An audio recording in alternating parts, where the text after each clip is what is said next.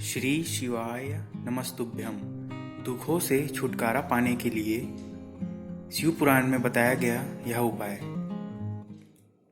में 3 मृदाओं का वर्णन है। 3 जगह की मिट्टी काया के रोग को ठीक कर देती है। अगर किसी व्यक्ति को चर्म रोग हो गया, कुष्ठ रोग हो गया, चमड़ी सफेद पड़ गई, रोग समाप्त नहीं हो रहा, बढ़ते जा रहा है, औषधियां आपने बहुत कर ली, तो 3 जगह की मिट्टी आपको फल प्रदान करेगी। पहला, सूर्य कुंड की मिट्टी। स्कंद पुराण सूर्य कुंड कहां पर है? तो कहा दतिया और झांसी के बीच में सूर्य कुंड निवास करता है। उस सूर्य कुंड की मिट्टी को लाकर जिस व्यक्ति को कुष्ठ रोग हो गया हो, शरीर की चमड़ी सफेद पड़ गई हो, स्कंद पुराण कहती है सूर्य कुंड की मृदा लगा लेने से 5 से 7 दिन में रोग समाप्त होने लगता है महाराज। पर सूर्य को सर्वाधिक प्रिय था।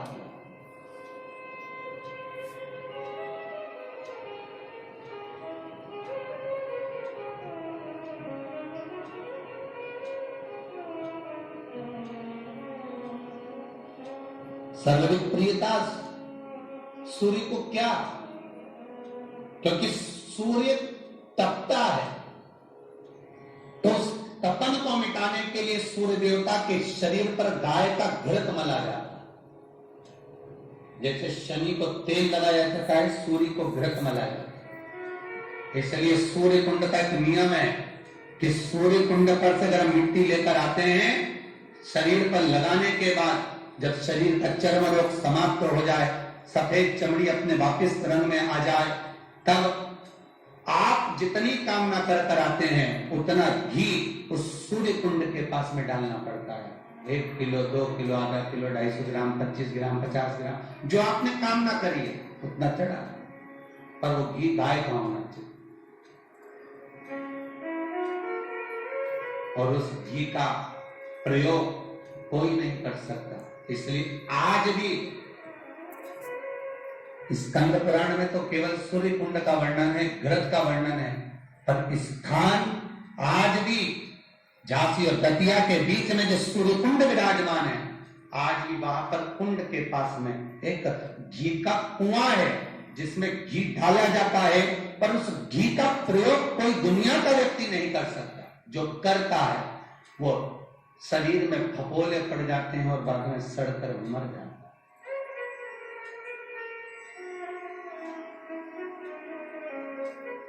घृत, गंध नहीं, घृत।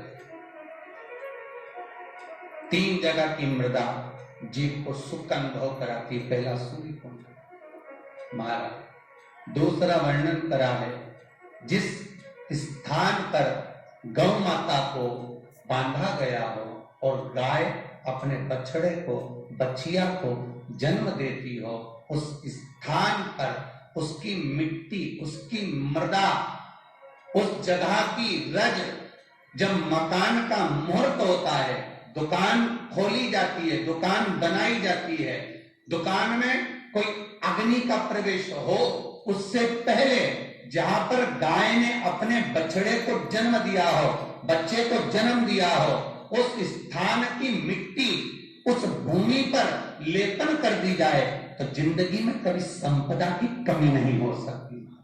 ये दूसरी मृदा स्कंद पुराण वर्णन करती है, धेनु मानस वर्णन करती। दूसरी गीता प्रेस गोरखपुर का गोअंग वर्णन करता है। जहां पर गौ माता बंदी हो, जहां पर गौ माता नित्य स्मरण करती हो और गाय के बच्चों का जन्म होता, और वो भी देसी गाय, देसी बच्चों को जन्म दे, विदेशी नहीं, जर्सी नहीं, और देसी बछड़ा हो, देसी ही गाय।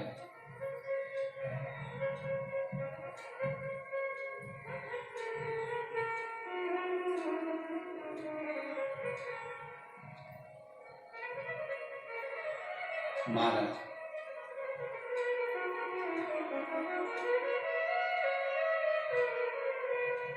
जहां पर गौ माता बनती हो, गाय अपने बछड़े को जन्म देती हो, गाय अपनी बछिया को जन्म देती हो, उस जगह की मिट्टी बड़ी प्रबल होती है, बड़ी प्रखर। यहां तक शिव महापुराण की कथा कहती है, स्कंद पुराण कहती है, धेनु मानस कहती है, गीता प्रेस गोरखपुर का गो अंक वर्णन करता है।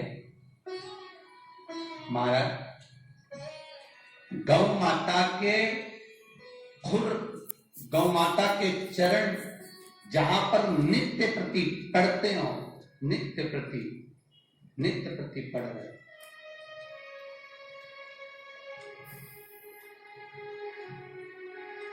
चरण पड़ने पर गौ माता के खुर में से गोलोचनी निकलती है हमारी।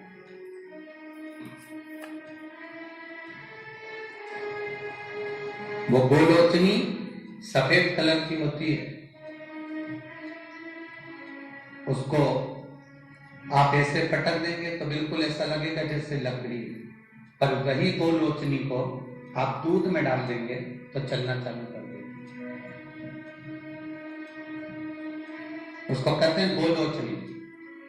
गो अंक में वर्णन इसका, स्कंद पुराण में इसका वर्णन। जिस जगह पर गाय बछड़े को जन्म दे, बच्चिया को जन्म दे, और जन्म देते समय पर गौ माता को जब कष्ट की अनुभूति होती है, जो कष्ट जैसे एक नारी का कष्ट होता है, वैसे ही गौ माता का कष्ट होता है।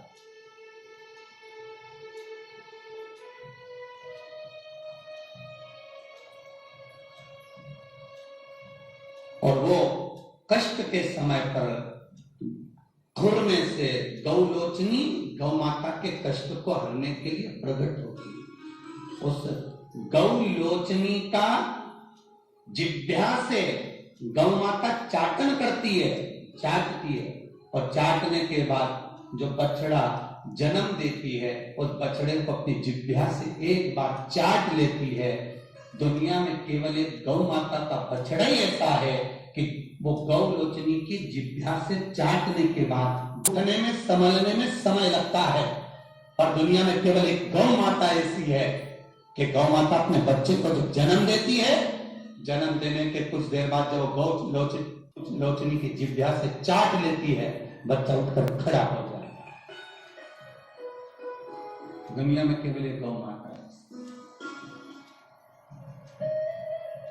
गौलोचनी ढूंढो, हम ये नहीं कहते कि तुम गौ माता के पांव में ढूंढना प्रारंभ कर दो, आप तो मत ढूंढो। गौलोचनी जहां गिरी है उस रज का भी बड़ा महत्व, अर्थात गाय ने जहां बछड़े को जन्म दिया उस भूमि पर गौलोचनी पड़ी, और वो गौलोचनी हमारे जीवन का सुख का अनुभव करा देती। वो गौलोचनी हमारे जीवन का आनंद का अनुभव करा देती। इसलिए शास्त्र कहता है कि नई दुकान बन रही हो, नया मकान बन रहा हो, महाराज नई कोई प्रॉपर्टी आपने खरीदी है और उसमें कोई व्यापार चालू करना चाहते हो, तो पहले गाय जहां पर बछड़ा बच्चिया को जन्म दिया हो, भले पहले दिया हो, पर जमीन तो वही है, रस तो वही है, वहां की मिट्टी का लेपन करने से वो सुख, वो आनंद, वो संपदा बढ़ जाती है। तीसरी महिला गोपी भूमि, जिस भूमि पर गोपियां भगवान से मिलने के लिए गई थी और इंतजार करते करते कब द्वारका ना पाएंगे, कब द्वारकाधीश हमें दिखेंगे, कब ठाकुर हमें दिखेगा, उस भूमि पर ठाकुर का इंतजार करती है। जब भगवान कृष्ण नहीं आए तब उन गोपियों ने शिव को बुलाया, इसलिए गोपी तालाब के पास में शंकर का मंदिर है।